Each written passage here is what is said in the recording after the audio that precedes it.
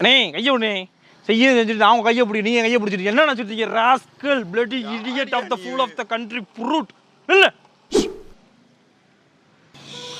சரி எல்லாம் ஓகே தேவையில்லாமல் விளாட வேணாம் கொஞ்சம் டைம் பாஸ் வந்து பேசிகிட்டு இருந்தேன்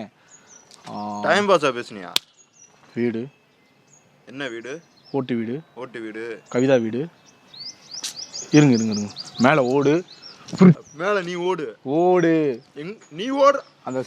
நீ அடிக்கிறேன்னு நீ ஓடு அடிக்கிறேன்னு ஓட தான் போற நான் நீயா உனக்கு சாகடிக்கிற காலங்காத்தால எப்படி செஞ்சு எல்லாத்தையும் சொல்லிட்டீங்க கரெக்டாக இருக்கு